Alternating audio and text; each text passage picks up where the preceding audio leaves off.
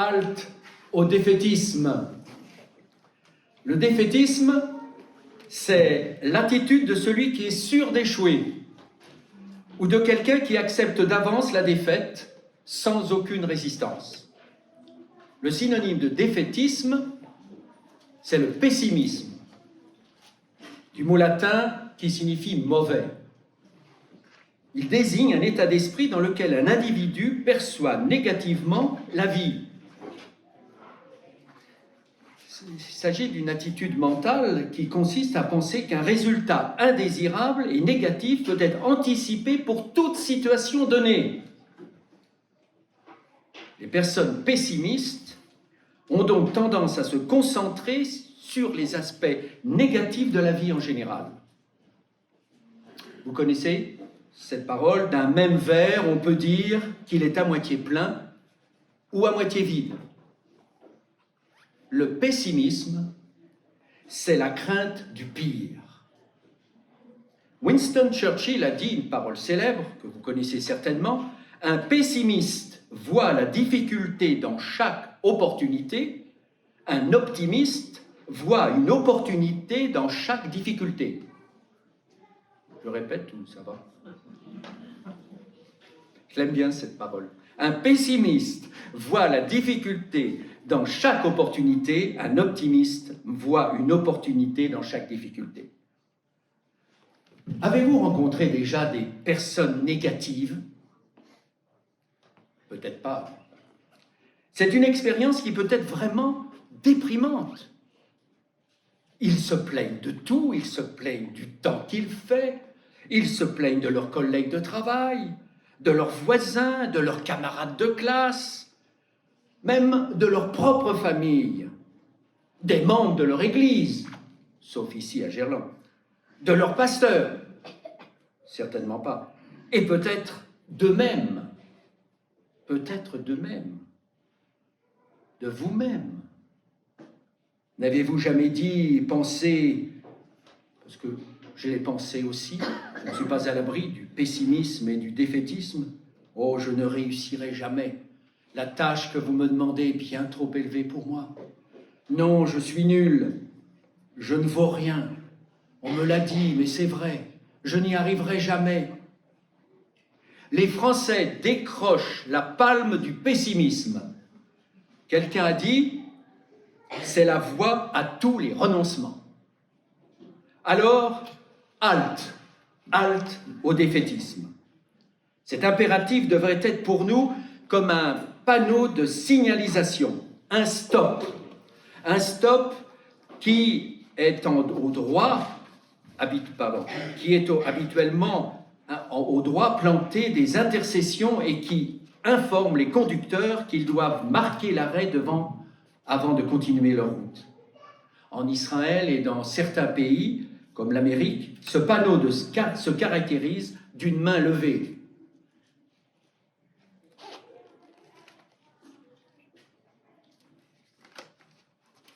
Peut-être, sur Internet, vous pouvez voir des méthodes ou des principes pour vaincre le pessimisme, des astuces. Il y en a pas mal. Alors, il faut prendre ce qui est bon, mais ce n'est pas vers Internet que je me tournerai, vous en doutez bien. Cela peut être utile, mais je me tourne à nouveau vers la parole de Dieu, la Bible. Lampe à nos pieds, lumière sur notre sentier. Encore là, a-t-elle une réponse à nous apporter, un encouragement à nous donner, un reproche à nous faire, une méthode à nous donner? Pour nous, ce vieux livre a-t-il encore quelque chose à nous dire au XXIe siècle?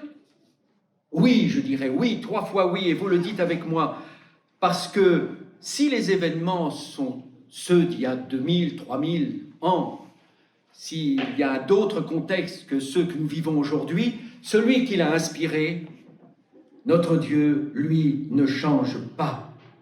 La personnalité ne change pas, la vérité de Dieu ne change pas, les voies de Dieu ne changent pas, les desseins de Dieu ne changent pas, le Fils de Dieu ne change pas, le Saint-Esprit ne change pas. C'est vers le 4e livre du Pentateuque que va nous conduire notre méditation. Le livre des Nombres. Le livre des Nombres couvre l'histoire du peuple d'Israël de la deuxième année à la 40e année après l'Exode, soit 38 ans à peu près. Ce livre fait suite à l'Exode, qui nous montre comment Dieu a conduit son peuple, un peuple souvent récalcitrant et contestataire. Mais malgré ces nombreuses révoltes, Dieu n'a jamais rompu son alliance avec lui. Il a fait souvent sentir sa colère, mais il ne l'a jamais laissé tomber. En écrivant ce 4e livre, Moïse avait certainement vu la jeune génération qui allait entrer en Canaan afin de l'avertir de ne pas imiter ses aînés dans leur incrédulité et de les préparer spirituellement à entrer avec foi et courage au moment venu dans le pays promis. Ce livre, et c'est une introduction un peu longue que je fais, mais c'est important, ce livre est souvent cité dans le Nouveau Testament. Rappelez-vous, le serpent d'airain, préfiguration de Christ sur la croix, le rocher frappé, Christ frappé pour nos péchés, la manne, Christ, le pain de vie, la nuée, image de celui qui nous guide par sa présence et par son esprit, la verge d'Aaron, qui fleurit, symbole de la résurrection de Christ, qui prouve sa divinité et sa messianité. Nous avons chanté ce magnifique cantique. À toi la gloire, à toi la victoire. La vache rousse, servant à l'eau de purification, image du sacrifice expiatoire qui ôte tous nos péchés.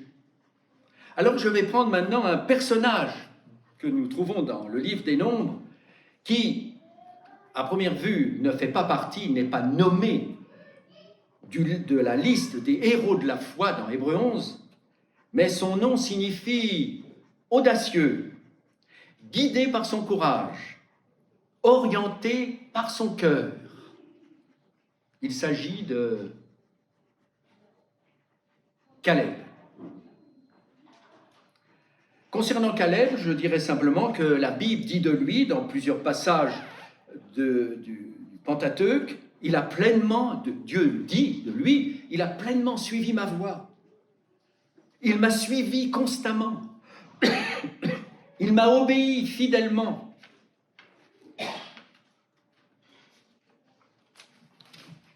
Il m'a parfaitement obéi. Alors qui était ce Caleb? On en sait peu, mais fils de Yéphuné, le Kénisien, frère aîné d'Othniel. Il était à la tête d'une maison patriarcale de la tribu de Juda, l'un des 12 chefs envoyés dans le pays de Canaan pour l'explorer secrètement. Il fut avec Josué l'un des 12 seuls qui persistèrent à croire en la parole de l'Éternel, et 38 ans plus tard, il participera à la conquête de Canaan. Alors, partons avec lui, allons dans ce désert du Sinaï. Mon premier point, en route vers le pays de Canaan. Le deuxième, la déroute dans le désert. Le troisième, le bout de la route. Enfin, en route vers le pays de Canaan. Je lirai quelques versets. Il y a 2 chapitres importants concernant ce passage et ces espions qui sont envoyés dans le pays de Canaan, mais nous ne lirons que c'est les chapitres 13 et 14 du livre des Nombres. Bien sûr, je ne vais pas les lire ces 2 chapitres maintenant, mais quelques versets. Donc, au chapitre 13, nous lisons ceci, les premiers versets. L'Éternel parla à Moïse, chapitre 20, et dit: envoie des hommes pour explorer le pays de Canaan, que je donne aux enfants d'Israël. Tu enverras un homme de chacune des tribus de leur père. Tous seront des principaux d'entre eux. Moïse les envoya du désert de Paran, d'après l'ordre de l'Éternel. Tous ces hommes étaient chefs des enfants d'Israël. Et nous lisons un peu plus loin, au verset 17, Moïse les envoya pour explorer le pays de Canaan. Il leur dit: montez ici, par le midi, vous monterez sur la montagne. Vous verrez le pays, ce qu'il est, le peuple qui l'habite, s'il est fort ou faible, s'il est petit ou en grand nombre, ce qu'est le pays, qui l'habite, s'il est bon ou mauvais, que sont les villes où ils habitent, si elles sont ouvertes ou fortifiées, ce qu'est le terrain, s'il est gras ou maigre, s'il y a des arbres ou s'il n'y en a point. Ayez bon courage et prenez des fruits du pays. C'était le temps des premiers raisins. Ils montèrent et ils explorèrent le pays, depuis le désert de Tsin jusqu'à Rehob, sur le chemin de Hamath. Ils montèrent, et au verset 23, il dit, ils arrivèrent jusqu'à la vallée d'Eshcol. Ils coupèrent une branche de vigne avec une grappe de raisin qu'ils portèrent à deux au moyen d'une perche. Ils prirent aussi des grenades et des figues. On donna à ce lieu le nom de la vallée d'Eshcol à cause de la grappe que les enfants d'Israël y coupèrent. Ils furent de retour de l'exploitation du pays, de l'exploration du pays au bout de 40 jours. Et à leur arrivée, ils se rendirent auprès de Moïse et Aaron et de toute l'assemblée d'Israël à Kadès, dans le désert de Paran. Ils firent un rapport, ainsi qu'à toute l'assemblée, et ils leur montrèrent les fruits du pays. Au verset 30, Caleb, un peu plus haut, je devrais le lire quand même, au verset 27, voici, ils racontèrent à Moïse, nous sommes allés dans ce pays, tu nous as envoyés. À la vérité, c'est un pays où coule le lait et le miel, et voici les fruits. Mais le peuple qui habite ce pays est puissant, avec des villes fortifiées très grandes. Nous y avons vu des enfants d'Anak. Les Amalécites habitent la contrée du Midi. Les Étiens, les Jébusiens, les Amoréens habitent la montagne. Les Cananéens habitent près de la mer le long du Jourdain. Caleb fit taire le peuple et qui murmurait contre Moïse et dit, montons, emparons-nous du pays, nous y serons vainqueurs. Mais les hommes qui étaient allés avec lui dirent, nous ne pouvons pas monter contre ce peuple, car il est plus fort que nous. Ils décrièrent devant les enfants d'Israël le pays qu'ils avaient exploré. Ils dirent, le pays que nous avons parcouru pour l'explorer est un pays qui dévore ses habitants. Tous ceux que nous y avons vus sont des hommes de grande et de haute taille. Et nous y avons vu des géants, enfants d'Anak, de la race des géants. Nous étions à leurs yeux et à leur comme des sauterelles. Et le premier verset du chapitre 14, toute l'assemblée éleva la voix, poussa des cris, et le peuple pleura toute la nuit. Vous pouvez lire plus, si vous voulez, chez vous. Moïse, en route pour le pays de Canaan. Moïse, sur l'ordre de l'Éternel, envoie donc 12 espions pour explorer ce pays. Dans le Deutéronome, au chapitre 1er, parce qu'il semble qu'il y a, si on lit attentivement le texte biblique, une contradiction, mais dans le Deutéronome, au chapitre 1er, lorsque Moïse avait encouragé Israël à conquérir le pays, le peuple avait demandé à ce que des espions soient envoyés d'abord. Il semble que Moïse ait soumis sa requête à l'Éternel, qui approuva leur plan et lui ordonna de désigner des espions. On peut donc traduire ce texte biblique par « envoie des hommes ».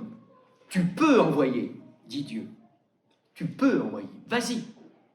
Choix solennel décrit donc dans le livre des Nombres au chapitre 13. Ces 12 hommes montent dans le pays, explorent les vallées et reviennent avec des fruits et une grappe de raisin de la vallée d'Eshcol. Eshcol veut dire grappe. Si grosses qu'ils sont en effet 2 à la portée.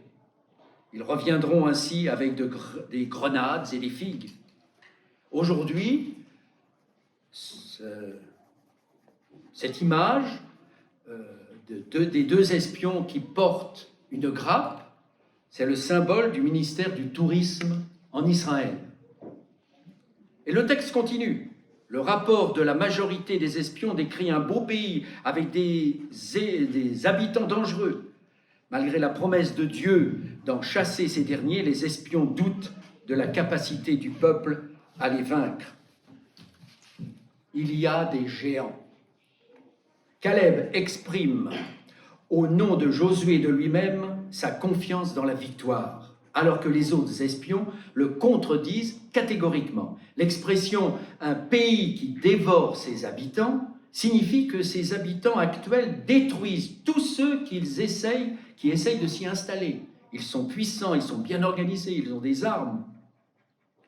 Aux yeux des 10 espions incrédules, le problème des géants était insurmontable, tandis qu'aux yeux de Caleb et de Josué, plein de foi, la présence de ces géants est insignifiante. Elle n'est pas suffisante pour capituler, pour reculer. De vives récriminations contre Moïse et Aaron éclatent dans toute l'assemblée. Elle accuse l'Éternel de l'avoir délivré d'Égypte pour la faire mourir en terre promise et propose alors un nouveau chef qui l'amènera en Égypte. Et lorsque Josué et Caleb tentent de rassurer le peuple en l'assurant d'une victoire contre l'ennemi, lorsqu'ils disent « Si l'Éternel nous est favorable, il nous mènera dans ce pays et nous le donnera », les Israélites cherchent même à le lapider. Retourner en Égypte, c'est oublier les multiples interventions de Dieu en leur faveur, les 10 plaies d'Égypte, le passage de la mer Rouge, l'écaille et la manne, l'eau du rocher à Horeb, les 10 commandements.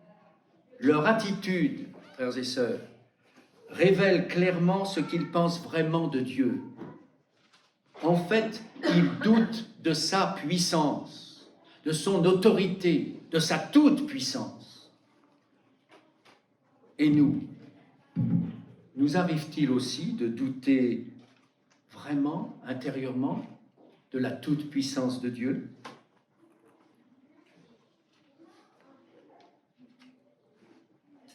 Le texte continue.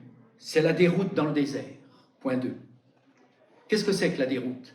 La déroute, c'est la fuite en désordre d'une troupe vaincue. Il y a des images, télévision, aux actualités, qui montrent des soldats vaincus, des populations vaincues, qui laissent leurs affaires, leurs valises, leurs voitures sur le bord de la route. C'est la déroute. Nous avons connu ça dans ma jeunesse. Le peuple se trouve être, par sa faute, dans une situation catastrophique. À cause de son incrédulité et de ses murmures contre l'Éternel, celui-ci le menace de les abandonner et de susciter une nouvelle nation à partir des descendants de Moïse. Cependant, l'homme de Dieu intercède et plaide en faveur des Israélites, faisant référence à la révélation que Dieu avait faite de lui-même dans l'Exode. L'Éternel est lent à la colère, riche en bonté. Il pardonne l'iniquité et la rébellion, mais il ne tient pas le coupable pour innocent. Combien la théologie de Moïse diffère de celle du peuple. La sienne, comme la nôtre, j'espère et je le crois, est basée sur la révélation divine. La leur, sur des considérations uniquement humaines liées à la situation présente. Ils n'ont pas de perspective. Voilà, une page s'est tournée pour Israël, car Dieu est intervenu avec sévérité en décrétant que tous ceux qui sont sortis d'Égypte ne rentreront point en Canaan, excepté Caleb et Josué. Pendant 38 ans, Dieu va attendre que toute la première génération meure dans le désert et qu'une autre se lève pour entrer en Canaan. Bien que la Bible ne mentionne pas pendant ces 38 ans Caleb, durant ce long pèlerinage, il est pourtant là. Il fait partie de la nation. Il marche dans le désert avec eux et il les voit tomber les uns après les autres. Et une nouvelle génération, les enfants grandissent, 38 ans. Mais pendant cette période, Caleb ne s'est, on peut le penser, et j'en suis sûr, ne s'est pas laissé aller. Pendant toutes ces années où les cadavres de ceux qui péchèrent tombèrent dans le désert, nous est-il dit dans le livre aux Hébreux, il a supporté une pareille situation avec la force que Dieu seul peut donner. Plus encore, comme homme de foi, il a certainement fait des expériences uniques. Malgré l'adversité, il a été formé, il a été façonné, il a appris les leçons que Dieu voulait lui apporter, ainsi qu'à Josué et à la nouvelle génération qui allait entrer dans le pays de Canaan. Quelle leçon de persévérance, n'est-ce pas, frères et sœurs, pour nous? Il n'a pas capitulé, il n'a pas vu le verre à moitié vide. Frères et sœurs, nous sommes, oui, maintenant, aujourd'hui, comme hier, comme demain, mais de plus en plus dans des temps difficiles. C'est pas nouveau, on le dit. Je le dis depuis que je suis pasteur. Nous sommes dans des temps difficiles, mais reconnaissons qu'actuellement, c'est pas facile. Les valeurs morales sont balayées. Ô combien l'iniquité abonde. L'Église chrétienne, même est secouée, reçoit des coups violents de l'adversaire. Nous devons être sur nos gardes, nous devons être vigilants. Peut y avoir des loups ravisseurs dans l'Église de Jésus-Christ en général. L'attitude de Caleb est un appel à ne pas tomber avec les autres, mais à conserver toute notre vigueur dans la communion avec Dieu et dans la vision de sa gloire. C'est pourquoi Caleb a pu dire à Josué, à l'âge de 85 ans, à propos de ces années, l'Éternel m'a fait vivre. Cette énergie divine a permis à ce conquérant de ne pas faiblir. Il a certainement saisi toutes les occasions pendant cette période dans le désert d'encourager, d'exhorter. Je l'imagine bien allant vers les mourants, vers les plus jeunes, les plus petits, les exhorter. Ses compagnons de route qui mouraient à côté de lui, il les a pris dans ses bras. C'était un homme de compassion, certainement, mais courageux dans son cœur. Il était orienté dans son cœur vers les choses de Dieu. Il avait confiance en son Dieu. J'ai noté derrière ce stop, j'ai noté quelques passages bibliques de ne pas avoir peur. N'aie pas peur, car je suis avec toi. Ça s'adresse à chacun, à chacune d'entre nous. Nous avons peut-être tendance à vouloir, on est amené à baisser les bras, à un moment donné dans notre vie. Je peux le dire, après toutes mes années vécues. N'aie pas peur, car je suis avec toi. Ne jette pas des regards inquiets, car je suis ton Dieu. Le Seigneur, votre Dieu, vous accompagne pour combattre avec vous contre vos ennemis et vous sauver. Sois fort et courageux, agis, n'aie pas peur, ne sois pas terrifié, car le Seigneur Dieu, ton Dieu, sera avec toi. Dieu lui-même a dit, non, non, je ne te délaisserai pas, je ne t'abandonnerai pas. Alors nous pouvons dire avec confiance, le Seigneur vient à mon secours, je n'aurai pas peur. Le Seigneur est le protecteur de ma vie, je n'ai rien à redouter. Alors voilà, nous sommes au bout de la route, enfin. Le pays de Canaan approche, la promesse va se réaliser. Nous sommes 38 ans plus tard. La première génération est morte dans le désert. Cette génération disparue, la nouvelle entre dans le pays de Canaan en traversant le Jourdain. Josué, on pourrait dire Jésus, le Sauveur, Josué est à la tête des troupes. À 85 ans, il est là avec Josué. 85 ans. Bon. Il est là, présent. Et puis 7 ans plus tard, lors du partage du pays à l'occident du Jourdain, Caleb, représentant de la nation et de la tribu de Juda, s'avance vers Josué pour réclamer l'héritage qui lui revient personnellement. Il ne l'a pas encore reçu. La scène est rapportée en Josué. Elle est unique, car personne d'autre n'a agi de cette façon. Au contraire, les combattants qui ont pris tant de villes et vaincu tant de rois fléchissent dans leurs ailes et n'achèvent point la conquête selon le plan de Dieu. Et le triste refrain que vous connaissez, ils ne chassèrent point les Cananéens, ils ne chassèrent point les Cananéens. Le premier chapitre des Juges explique l'état d'esprit du peuple, la lassitude, le pessimisme gagne du terrain, le travail n'est pas fait consciencieusement, entièrement, les combats cessent, on baisse les bras. C'est pourquoi la demande de Caleb, formulée en ces termes, fermes et précis, donne-moi cette montagne, témoigne qu'il est toujours animé d'un autre esprit. C'est un conquérant, jusqu'au bout. Mon dernier message était sur Joseph, quoi qu'il en coûte. Quoi qu'il en coûte, Caleb ira jusqu'au bout. Il est bien l'homme qui va jusqu'au bout et ne se contente pas d'un à peu près.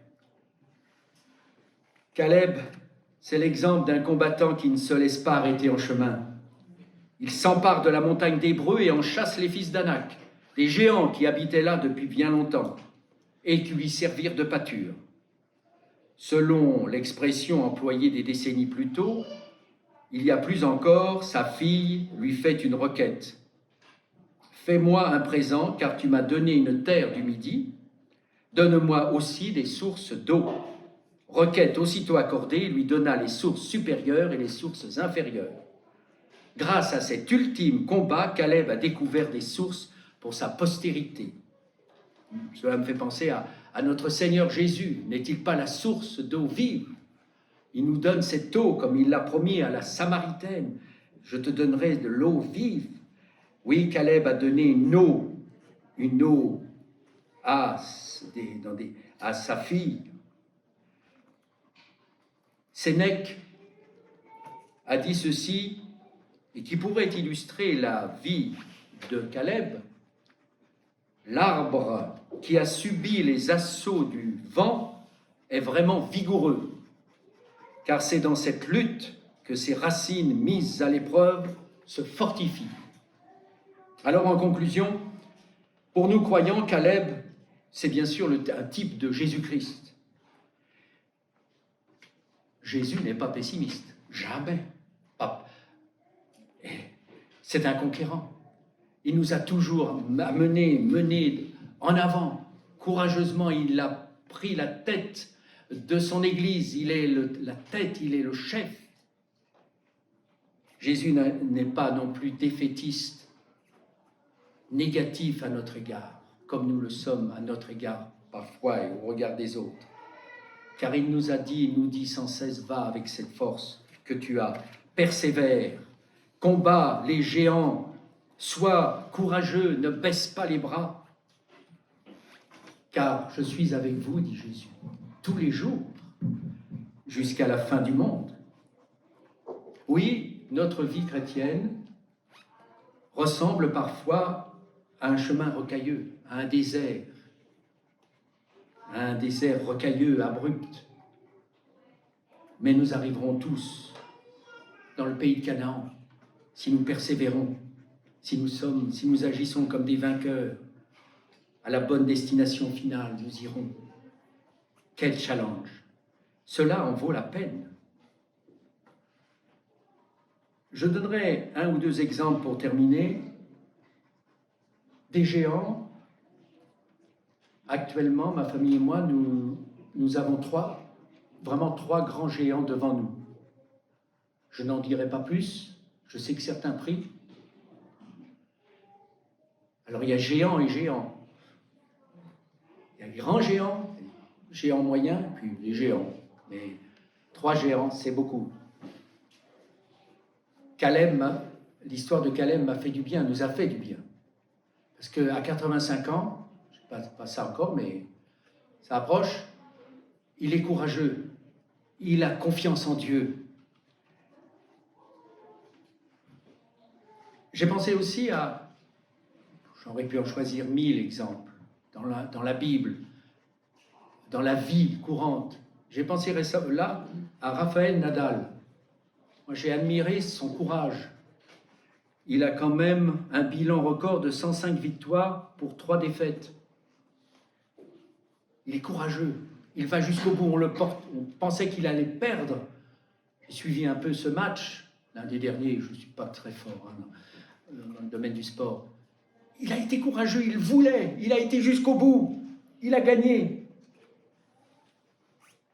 Et je prendrai un dernier exemple. Pourquoi celui-là? Parce que vous connaissez tous l'armée du salut. J'espère. Qui ne connaît pas l'armée du salut, vous pouvez. Il y a un siècle d'histoire, alors voilà, avec leurs 3 S. Soupe, savon, salut. Que l'on voit dans les rues à un moment de Noël, mais depuis 2-3 ans, je crois qu'on ne les voit plus, à cause peut-être du Covid, mais toutes qui sonnent et qui appellent les passants à donner des obôles pour leurs œuvres. L'armée du salut me fait penser à Caleb, au Caleb. Pourquoi? Parce que lorsqu'ils sont venus en France, dans notre pays,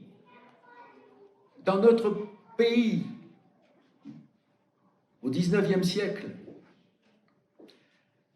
eh bien, ils ont connu l'hostilité des bien-pensants, l'opposition des pouvoirs publics et même des réactions brutales de la foule, avec leurs uniformes, leurs prières, leurs chants, leurs prédications, leur appel à la repentance en venant au banc des pénitents, demandant pardon à Dieu. Oui, il y a eu des réactions brutales. Les voyous leur jettent des pierres ou de la boue. Ils crient les plus grossières insultes, leur promettent d'être jetés au canal. Parfois même, il y a de violentes bagarres et un des salutistes a perdu la vie. C'est comme ça que s'est installée l'armée du salut en France, parce que cette foule était, cette foule leur était hostile aux salutistes, et ils ont même attiré l'antipathie de la presse. Ici encore, le mouvement paraît bien excentrique. Le petit journal titre « L'armée du salut à Paris, désordre dans la rue ». Et il s'interroge. Peut-on prendre au sérieux ces sortes de néophytes qui manifestent leur foi en plein boulevard, au son du tambour et de la grosse caisse, comme des saltimbanques qui font la parade pour s'attirer des spectateurs ? Avec la caricature, l'armée du salut devient un élément de la culture populaire. Des scénettes de cabaret, des chansons satiriques, des illustrations de presse